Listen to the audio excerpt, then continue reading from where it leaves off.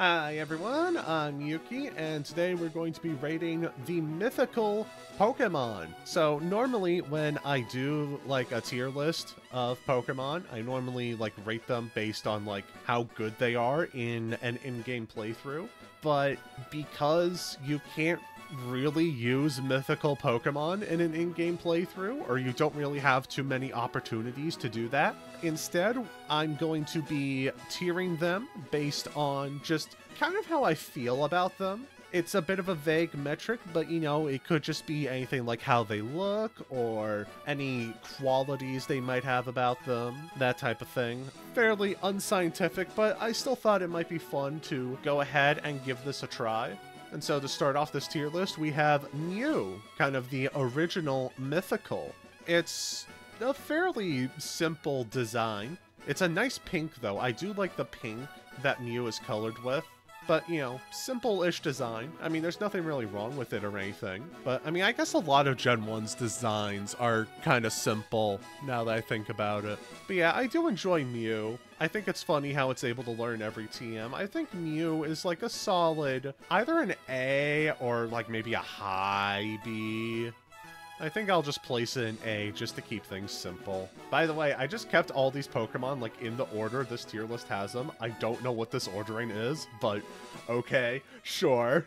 So Darkrai is very like edgelord. It just has massive edgelord vibes to it. But it's still kind of cool. I do like the shade of red and the black. It do be edgelord, but it still looks cool. You know, I think Darkrai just kind of goes in A as well, in my opinion at least. And so next up is Shaymin's land form.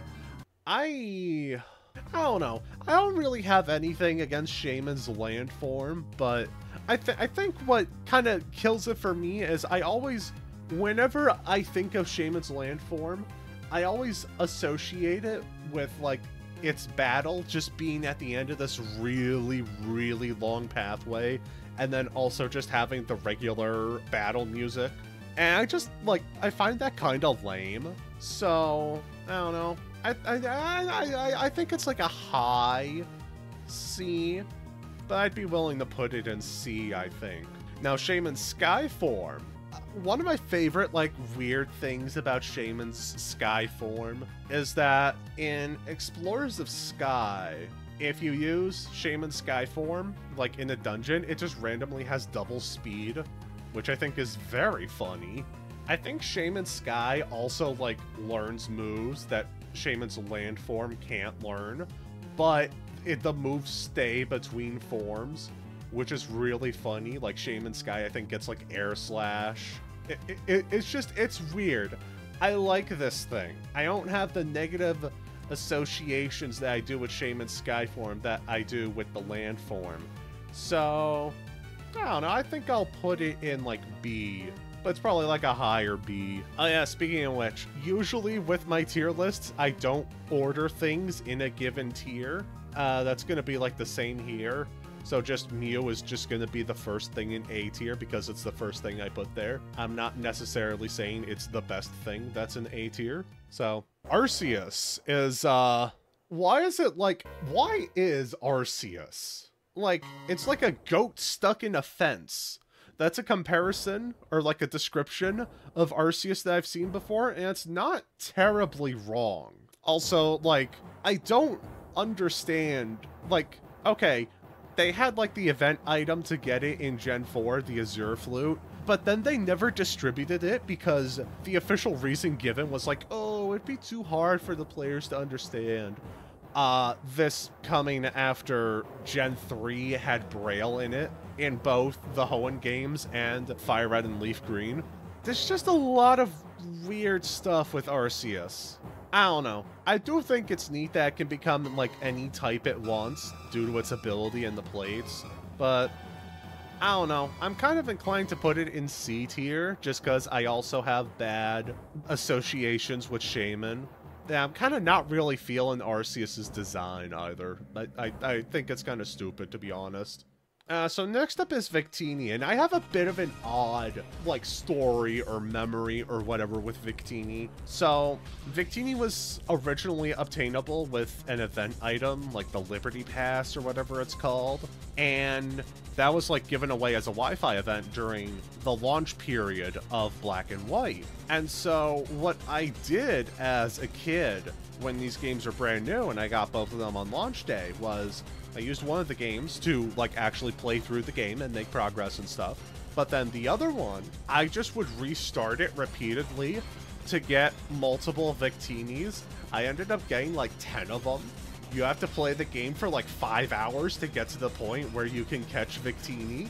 I don't know what kid me was on, but I did that for some reason. And it's just a weird memory that's always going to be stuck with me. I think another funny thing about Victini, too, is that it can get, like, Reshiram and Zekrom's signature moves via, like, events. Which, like, why did they do that? I don't necessarily hate it, because it's funny that Victini can use, like, Fusion Bolt or Bolt Strike or whatever it got. But I think Victini is, like, a B tier. It's not bad by any means, but it's definitely not one of my favorites, even if I do have fond memories of it. So next up, we have, like, the regular form of Keldeo. I don't know what the regular form is called, or if it even has a name. But Keldeo is dumb because it's, like, one of 2 water types that cannot learn Ice Beam. That's not, like, all of my thoughts on Keldeo, but why does it fall into this group? Why can't it learn Ice Beam? Like, it doesn't really matter that much, but it aggravates me more than it should. I don't know. I think we'll put regular Keldeo in C, and then the, like, Resolute form, or whatever it's called, we'll put in B, because I think it looks cooler. Even if, like, the colored feathers on its head, or whatever those are a little dumb. I don't get Meloetta. So, its regular form is like a special attacker, but then you can use its signature move, which is a special move, to have it change form during battle into a physical attacker. And it's not like the signature move becomes a physical move or anything when it changes forms. No, that would make sense. Why did they do this? Why does it work this way? I do think regular Meloetta, though, looks nice. I think it has a nice design, so that's, like, some bit of salvageability for it. So I'll put it in B, I guess? But probably, like, a low B. And then the other form of Meloetta, I think this is Pirouette form? I don't like how it looks on top of its stat spread just getting messed up during the form change. So I think this Meloetta is our first in D tier. So up next is Genesect. And I do think Genesect is pretty neat looking. It's just like this old-ass bug that got outfitted with armor for some reason. I don't know why, but it's cool. The shiny of it looks pretty neat too, and I know they, like, did an event that distributes the shiny that also gives it, like, Blaze Kick for some reason, which is weird and random, but I like it. I'll put it in A. I think it's one of the neater mythical Pokemon. So up next is Celebi, and I don't know, I think it's fine. Celebi's just, I don't really have any thoughts on Celebi. It just is. So with that in mind, do I want to put it in C or do I want to put it in B? I'll put it in B. Diancie, and then Mega Diancie right after it. So I think Diancie actually looks pretty neat. The, like, pink diamonds it has, and then it's like a little dress that it has on or something. I think it looks very, like, regal, which, I mean, that's probably what they're going for, so, you know, mission accomplished. I'm probably going to put it in A, and then Mega Diancie I'm going to put in S. I really love how Mega Diancie looks. I think it's so good looking, so neat looking, so pretty looking. I love it. So then we have Hoopa, which you can't convince me that Hoopa wasn't just made for the sake of adding old legendaries back into the game. Hoopa's whole thing is like, oh, it can open up portals that bring things through, like, space-time. And then they go ahead and use this in Omega Ruby and Alpha Sapphire for the purpose of bringing back legendaries that you can catch. I don't know, there's just something about that that kind of rubs me the wrong way. I think I'm kind of inclined to put Hoopa in D because of it. Plus, I'm just not big on, like, Hoopa's design or anything about it, really. And then there's Hoopa-Unbound, which is just, like, a random alternate form of Hoopa. I kind of don't get why this exists, but it at least looks cooler than Hoopa, so it can go in C, I guess. Up next is Volcanion. This thing looks so stupid, but it's the first fire-water type, so it gets points for that. I'd say this is probably like a high C. I don't know if I feel comfortable enough putting it in B, but I don't exactly hate it, so I guess it can go in C. So then we have Magearna, which I think looks nice. I do enjoy Magearna's, like, aesthetic. I don't really have much to say other than that, so I guess it can go into B. And then there's, like, the Pokeball version of it, which, sure, I don't know why this exists, but I guess it can also go into B. Yeah, Magearna is just, like, okay. It might be one of the more forgettable mythicals for me. I might actually move the, like, Pokeball form down to C, because, like, why does it exist? Why does Magearna exist in general, too, to be fair, but Marshadow's a cool little dude. He, like, gains colors when using moves for some reason. That's weird, but okay. I don't know. I think I'll put Marshadow in A. I do kind of like him. Then we have Zeraora, probably one of the cooler looking mythicals. The light blue turquoise kind of coloring on it is nice. That's really all I have to say about Zeraora, though, because it's around this time that I kind of stopped caring about mythicals. But, do I want to put it in A or B? I think I'll put it in B just because, like I said, I kind of stopped caring about mythicals around this point in time. So, I guess they kind of started losing their appeal to me. Or there just wasn't anything interesting about them to me, or I don't know, man. Meltan! Oh boy! Why?